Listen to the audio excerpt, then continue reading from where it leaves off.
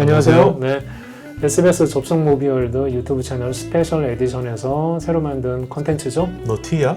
응, 나 OTT. 입니다. 네, 그렇습니다. 네, 저는 SBS 접속 무비월드에서 만 11년째 지금 집필하고 있는 김 작가라고 하고요. 저는 조작가입니다.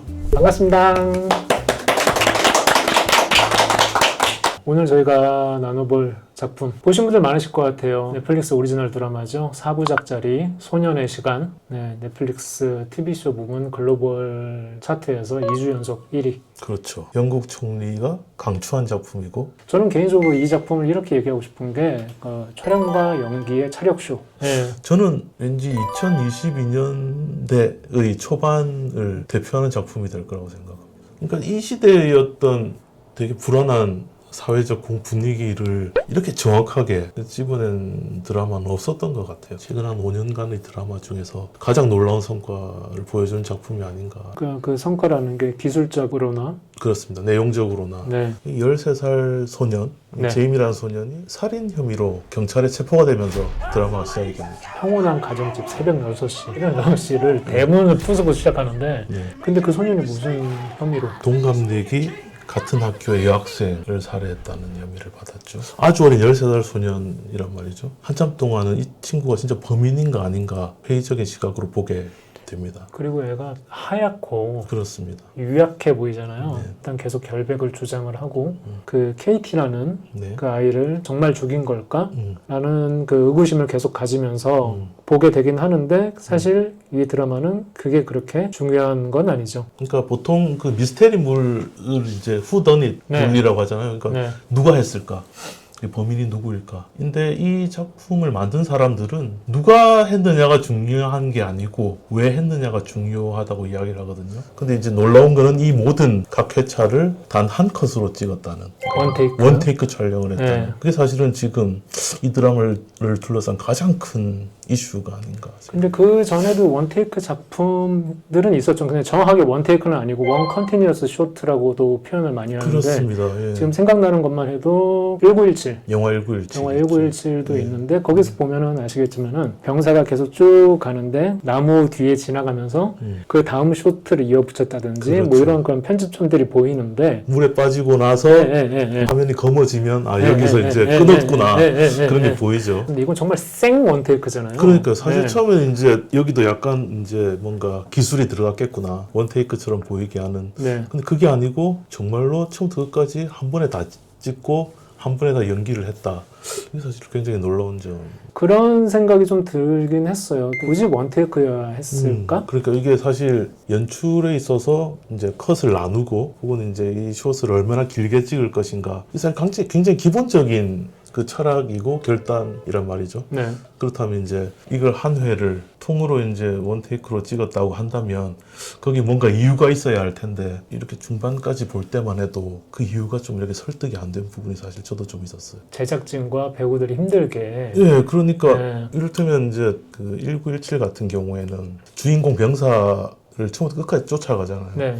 그래서 우리는 이제 그 병사를 끊지 않고 쫓아감으로써 전쟁의 참상을 거의 리얼타임으로 느끼게 되는 그런 효과가 있는데 이 작품은 보면 한 인물을 쫓아가는 게 아니잖아. 그렇다면 이게 실시간이라는 게 그렇게 중요한가? 그것도 아닌 것 같고 공간적인 일관성을 가지는 게 그렇게 중요한 것 같지도 않고. 약간 저는 그런 기분도 좀 들었거든요. 뭐냐면은 두 가지가 있던 게 하나는 약간 이거는 일종의 마술쇼 보는 것 같다. 저거 오른쪽 소매 안쪽에 뭐 숨겼을까? 이렇게 막 보면은 재미없잖아요. 그렇죠. 네, 재미없잖아요. 그렇기 때문에 그냥 있는 그대로 봐드리면 이건 굉장히 놀라운 경험이자 체험일 수는 있겠다. 그리고 이거 원테이크라는 거를 알면서 봐도 상관이 없을 연기적인 부분이나 이런 서사적인 측면인 아니면 감정적인 흡입력이 있는 구간이 있어. 그리고 그 구간에 빠져들게 되면은 너는 이 드라마가 원테이크라는 거를 완전히 잊어버리게 될 거야. 라는 구간들이 분명히 저는 존재를 하게 느껴지더라고요. 네. 그 작가님 어떤 부분이었습니까? 1회에서 그 제이미가 체포되어서 같이 가는데 아버지도 동행하에 같이 들어가잖아요. 네. 근데 아들이 알몸 검사를 당해요.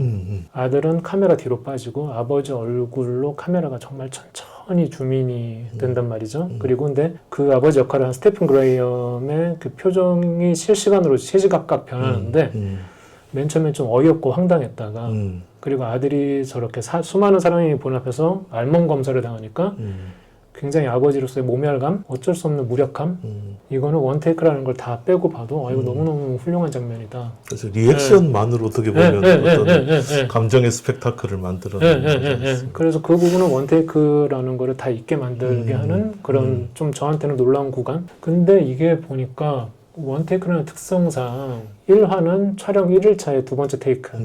그리고 그러니까 처음부터 끝까지 다 찍기 시작한 날로부터 네네네. 두 번째 만에 이제 네네. 1화가 네. 완성이 됐다라는 거죠. 네. 근데 저는 개인적으로는 2화가 가장 오래 걸렸을 거라고 생각이 들어요. 저도 그렇게 생각했습니다. 네, 그죠.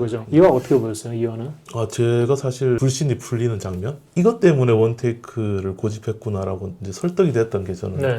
2화 마지막 장면. 저 그거 진짜 신기하더라고요. 그러니까요. 네. 일단 신기하기도 신기한 장면이고, 네. 그러니까 기술적인 완성도도 굉장히 뛰어난 장면이고, 네. 전 그 안에 담긴 감정들이 너무 좋은 거예요. 학교에 이제 수사를 하러 왔던 경찰이 네. 거기서 이제 아들을 만나잖아요. 이제 아들과 대화를 해야겠다라는 이제 결심을 하고 둘은 떠난단 말이에요. 네. 그러고 나서 이제 카메라는 이제 안 끊기고 남아있는 상태에서 그 피해자 소녀의 아주 절친이었던 소녀가 터들터들 지나가고 있으면 갑자기 카메라가 하늘로 올라간단 말이에요. 그러니까 갑자기 치솟더라고요. 그러니까요. 이게. 네, 높이 솟구치고 나면 저쪽에 이제 그 소녀를 추모하는 어떤 추모 재단 같은 게 있고 네. 그쪽으로 이제 카메라가 다가가면 차에서 누가 내려서 이제 꽃다발을 바치는데 이제 가해자의 아버지란 말이죠. 형사 가족들은 사건이 끝났어 라고 이제 밥을 먹으러 갔는데 실제로 사건이 끝난 게 아니잖아요. 그죠. 예, 어쨌든 피해자 주변에 상처받은 사람들은 묵묵하게 그 자리에 남아있고 그리고 어쨌든 거기에 속죄하려는 어떤 가해자의 부모도 나오는데 이 장면들을 끊어서 보여줬다면 저는 그 감정이 전혀 안 살았을 것 같은 거예요. 어쨌든 이 사람들이 다 동시에 존재하고 있기 때문에 네. 그거를 이런 스펙타클로 뛰어난 기술적 완성도로 보여준 게 저는 굉장히 놀라웠다고 생각을 합니다. 촬영도 원테이크 따라서 너무나 이렇게 잘 재련된 사람들이 이렇게 이어붙어서 했지만은 연기도 분명히 성취가 있는 부분이 있어 보여요. 왜냐면 내가 대사 한 번 씹으면 처음부터 다시잖아요. 그렇죠. 소위 말하는 선수들만이 여기에 참가할 수 있는 경기인데 이 실제로 14살짜리 그 신인 배우가 왔단 말이죠. 아, 놀랍죠. 네. 네, 그래서 오죽하면은 포스터에 그 다른 배우들은 그냥 써 있는데 오한 쿠퍼는 인트로듀싱이라고 써 있어요. 제이미 역의 네, 오한 쿠퍼. 그러니까 신성이 왔습니다, 여러분. 스포트라이트를 받게 해주고 네. 싶은 거죠. 네. 그럴만하다고 생각합니다. 이 소년들한테 대중들이 많이 놀란 게 역시나 많이들 얘기하는 3화. 그렇습니다. 3화. 3화가 이제 구금이 되어 있는 상태에서 네. 심리 상담을 받죠. 두 인물에게만 집중하게 만드는 굉장히 폐쇄적인 공간에서 그러다 보니까 특히 이제 그 14살 소년에게는 굉장히 압박이 강하게 느껴질 수 있는 연기일 텐데 맞아요. 그리고 이게 심지어 3화가 촬영 처음에 찍은 거라. 그렇습니다. 네. 그러니까 리허설을 아무리 많이 했다고 한들 너 이제 연습 끝났고 이제 본 경기 올라간다? 라고 하는 건데. 그렇습니다. 네. 그 안에서 주눅들지 않고 예. 할 거 다 했고 폭풍의 언덕에 또 캐스팅이 됐더라고요. 그렇습니다. 네. 그래서 마고로비랑 같이 연기를 한다. 이 아이의 성공 시대가 좀 열리는구나. 그렇습니다. 근데 그래서 저는 그게 이해가 안 되더라고요. 심리 상담가한테 얘기하는데 저는 못생겼잖아요. 아, 그거 저 할 얘기 하잖아요. 있습니다. 그게 왜 그러냐면 네. 어린 소년이 만약에 범죄를 저질렀다면 왜 범죄를 저질렀을까 하고 이제 2회에서 형사들이 학교를 찾아가잖아요. 요즘 이제 젊은 남자애들이 어떤 거에 이렇게 빠져 있는가를 이야기를 해주면서 그 20대 80 이론이라는 걸 이야기를 하고 네네. 그 레드필 이론이라는 걸 이야기하고 이게 다 음모론입니다. 20대 80이라는 건 이제 간단하게 이야기를 하자면은 80%의 여성이 20%의 남성에게 빠진다. 소위 말하는 알파 메일. 그렇습니다. 예. 그리고 나머지 80%의 남성은 선택받지 못한다. 이것이 이제 진실이고 이 진실을 깨닫는 게 이제 레드필 이론인 거예요. 매트릭스의 네. 빨간 약, 파란 약. 그런데 이 그 소년이 아까 그 이야기하셨던 것처럼 자기는 못생겼다라고 계속 이야기를 하잖아요. 좀 짜증나요. 근데 그게 이 이론에 보면 어떤 이야기가 나오냐면 그 알파 메일들, 그러니까 20%의 남자애들은 턱이 발달돼 있다라는 어떤 그 서양 사람들이 그 예. 추구하는 미 중에 하나가 예. 그 존 트라볼타 턱. 그렇습니다. 네, 그죠, 예. 그죠. 우생학적인 접근인데 우생학적인 음모론인데 사실 제이미 그러니까 그 오원 쿠퍼의 얼굴은 갸름하잖아요, 턱이. 그것 때문에 그 이야기를 하는 것 같아요. 소위 말하는 기생오라비. 그렇습니다. 예. 그러니까 그 이제 3회에서 이제 그 심리 상담사하고도 계속 이야기를 하는 게 남성성에 관한 이야기를 하잖아요. 네, 맞아요. 네. 그래서 보면 참 이 친구의 연기가 굉장히 놀라운 게 남자아이잖아요. 네. 그 남자아이라고 하면 이제 남자이기도 하고 아이이기도 한데 그 둘이 상태를 계속 오가요. 어떨 때는 이제 상대를 하고 있는 심리 상담사가 여성이다 보니까 굉장히 이렇게 깔보는 듯이 이야기를 하죠. 자기 남자라고. 그러다가 이제 마지막에 심리 상담사가 간다고 하니까 아이처럼 무너진단 말이에요. 되게 딱해요. 그런 걸 또 보면 아, 역시 또 애구나. 남자와 아이로 오가는 연기가 참 저는 대단했다고 생각합니다. 얘기하다가 저는 못생겼고 그리고 선생님이 자꾸 나를 이렇게 긁는 질문을 하니까 열받잖아요. 뭐 이런 그렇죠. 식으로 얘기를 하는데 그때는 소위 말하는 잘못된 남성성에 대한 그렇습니다. 발현이 분명히 나왔고 그렇다고 아버지한테서 이런 못된 걸 보고 배웠나? 라고 했는데 또 그건 또 아닌 것 같고. 이제 사회에서는 이제 아버지 생일날을 맞은 가족들의 하루를 이렇게 쭉 보여준단 말이에요. 그래서 가족들의 일상을 보면 아버지가 욱하는 성격은 있지만 그게 평범함을 넘어서는 정도인가? 라면 저는 그건 아니라고 보인다는 거죠. 아이가 이제 범행을 만약에 저질렀고 이제 용의자가 됐다고 한다면은 부모 욕을 하잖아요. 그죠? 잘못 키웠겠거니. 보통은 이제 가족들에게 문제가 있겠거니라고 생각하면서 보는데 가족들에게도 어떤 평범함 이상의 어떤 폭력성이라든지 그런 게 보이지 않는다고 한다면 설마 우리 가족에게도 일어날 수 있는 일인가라는 생각을 하게 만든다는 거. 그게 이 드라마를 만든 사람들의 핵심 의도라고 생각을 합니다. 누가 보다는 왜. 그 왜인지는 우리는 이런 누구에게나 일어날 수 있는 현상을 제공을 했으니 왜인지는 여러분들께서 더 고민해 보셔도 좋겠습니다. 이제 대화를 시작했으면 좋겠다라고 이제 제작진들은 이야기를 하죠. 이와 마지막처럼. 그렇습니다. 네. 예, 부모와 자식 그리고 사회 전체에서 이제 이 이야기를 많이 나눠야 된다. 근데 또 1화에서 보면은 경찰이 자신감 있게 이 영상 보고 너를 기소했지롱 하는 게 있는데 폭력적인 장면이 담겨 있긴 한데 뚜렷하진 않죠. 네, 그게 살인의 직접적인 증거는 되지 못한단 말이죠. 그리고 그 영상을 네. 보고 나서 사실은 네. 제이미는 자기 범행을 부인을 하죠. 네. 네, 네, 살인에 사용된 칼 역시 찾지를 못했고 네. 그래서 현상과 피해자는 있는데 100% 가해자는 아직은 없는 상태. 그래서 이 원테이크 기법이 좀 더 돋보인 게 네. 만약에 이 소년이 범인인가 아닌가를 이제 중심에 놓고 본다면 굉장히 사소한 것 하나까지도 집중하게 되거든요. 근데 이제 원테이크이기 때문에 그 디테일들을 좀 안 놓치게 되는 거죠, 사실은. 그리고 사실 그 안에서 이제 우리는 미묘한 범행의 진상이랄까? 이런 공기들을 좀 읽을 수 있는 부분도 있어서 그런 것들도 연출을 통해서 굉장히 서스펜스를 잘 자극하고 있다고 생각을 합니다. 그리고 저는 아무래도 그 아들 하나 있는 학부모로서 네. 제발 아니었으면 좋겠다. 그건 부모가 아니라도 저렇게 예쁘게 생긴 애가 범인인 건 사실 받아들이기 쉽지가 않죠. 네. 그러면서 보게 됐는데 그 3화에서 애가 그 심리상담가하고 격하게 대립하다가 그 모든 의혹의 불꽃이 한순간에 다 꺼지는 그리고 정적하고 암흑만 남은 상태였을 때 그게 그나마 조금 마음 한편으로 많이 믿었던 사람에게 굉장히 큰 충격을 주는 것 같아요. 그런 측면에서 3화가 충분히 많이 회자가 되는 거 아닌가? 연기적인 측면에서 그리고 서사적인 측면에서 많은 사람들이 충격도 받았고 놀라운 신선한 경험도 하고 그 얘기 또 많이 하잖아요. 그 아까 2080 뭐 2080은 치약이잖아. 생각해 보니까 8020이지. 8020이지. 아, 그런가요? 그리고 인셀이라는 얘기가 나오잖아요. 네. involuntary 그 비자발적 독신주의자. 저는 그 자막을 보고 청소년들이 되게 어려운 단어를 쓴다. 야, 소위 말하는 막 이렇게 애들이 육두문자도 쓰고 욕도 많이 하고 이러는데 친구한테 야 이 비자발적인 독신주의자야 뭐 이러진 않잖아요. 그게 소위 그 사이버 불링이라고 통칭이 되잖아요. 그렇습니다. 근데 막 그것도 너무 답이 아닌 거예요. 저 학부모 입장에서 뭐냐면은 이런 거 싫어가지고 나중에 내 아들은 인스타 절대 못하게 해야지. 이것도 답은 또 아닌 거예요. 사실. 이 작가인 그 잭슨이라는 사람은 어쨌든 네. 정부에서 규제를 해야 된다.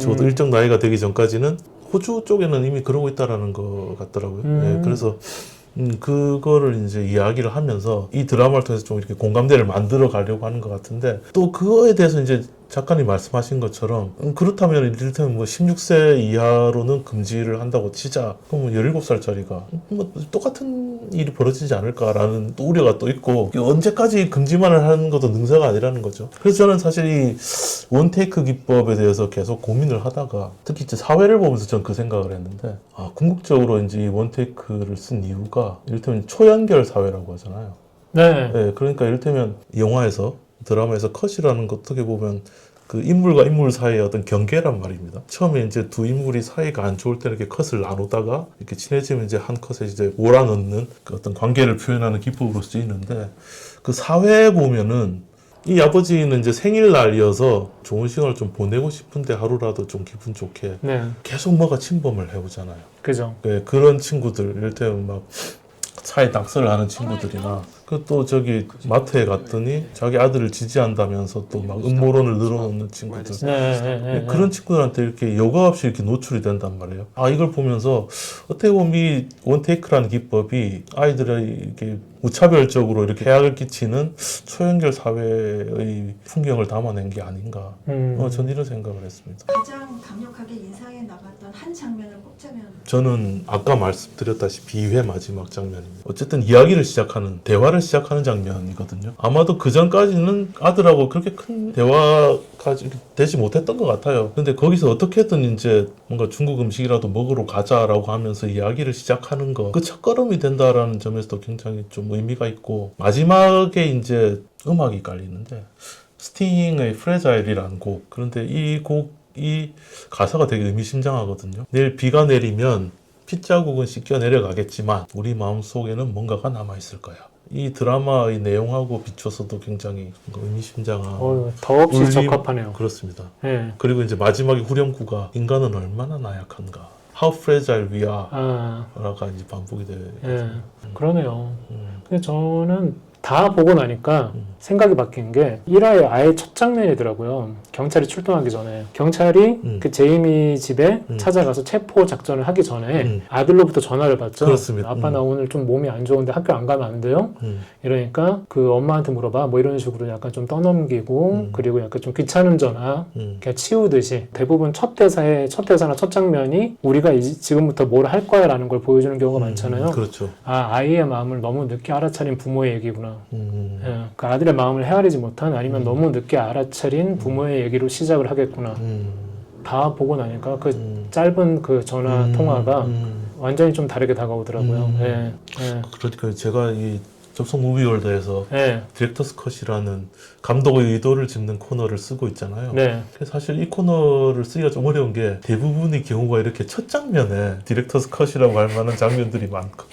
네. 그래서 이제 뒤늦게 이제 이야기를 풀다가 다시 앞으로 거슬러 올라가는 경우가 되게 많은데 말씀 듣고 보니까 이 작품도 나중에 생각해 보면은 계속 뭔가 울림이 있는 걸 심어놨던 거네요. 네. 그래서 애를 어떻게 키워야 되는가, 그리고 어떻게 마음을 헤아려야 되는가. 아무튼 그런 생각이 많이 드는 그런 드라마였습니다. 네. 그래서 사실 이게 정부라든지 혹은 이제 SNS를 서비스를 제공하는 회사라든지 그런 데서 약간 이런 부분에서 좀 경각심을 가져야 될 부분도 분명히 있을 텐데, 그러니까 제가 이런 사건이 있었거든요. 말레이시아에 있는 어떤 약간 음모론에 심취한 SNS 유저가 이 작품을 이렇게 소개를 했어요. 이 작품은 2024년 7월에 영국에서 일어났던 사우스포트 흉기 난동 사건을 영화한 작품인데, 실제 사건의 범인은 17살짜리 흑인 소년이었다. 그런데 이 작품에는 백인으로 둔갑을 시켰다. 그러니까 백인들을 비하하려고 의도적으로 이렇게 각색을 했다라는, 이게 사실 가짜 뉴스거든요. 근데 문제는 여기에 이제 좋아요를 누르고 와우라는 이제 댓글을 단 사람이 누구냐? 그 트위터, 근데 현재 X의 그 CEO인 소유주인 일론 머스크. 일론 머스크가 이래서 낚였군요. 그렇습니다. 그 뒤에 이제 소년 시간 제작진들이 안 되겠다 싶어서 이제 이거 가짜 뉴스라고 밝혔는데, 이 하필이면 이 작품하고 또 맞물려서 씁쓸한 느낌을 남긴 그런 사건이었어요. 자, 그럼 이야기를 좀 마무리를 지어볼까요? 네, 그럴 수 있죠. 별점 같은 거, 나만의 별점 뭐 이런 거 매겨보자면은 한 3개 반 정도인 것 같고요. 한 줄로 하면은 약간 그런 느낌? 광고 안 나오는 요금제로 보세요. 광고가 중간중간에 나오면은 흐름도 끊기고. 그렇죠. 컷이 끊기죠. 그리고 이게 원테이크의 맛을 느낄 수가 없어요. 별은 4개 반 주겠습니다. 와우. 이 0.5는 아까 말씀하셨던 어떤 그 마술쇼 같은 기교에 대한 자신감 같은 것을 약간 의식하게 만드는 약간의 아쉬움을 빼고는 사실은 나중에는 그 형식조차도 내용의 진정성과 맞아, 맞아떨어지면서 2020년대 가장 중요한 드라마 한 편을 만들어냈다라고 생각을 합니다. 이게 흔히들 경종이라는 표현을 굉장히 많이 쓰잖아요. 네. 전 이 드라마만큼 진짜 지금 시대에 이제 경고의 종을 울리는 드라마는 없을 거라고 생각을 합니다. 오늘 여기까지 하겠고요. 네. 그리고 다음에는 더 재밌는 OTT 오리지널 작품으로 재밌게 얘기해 보겠습니다. 구독, 좋아요 부탁드리겠습니다. 다음 주에 봐요, 제발. 뭐 이런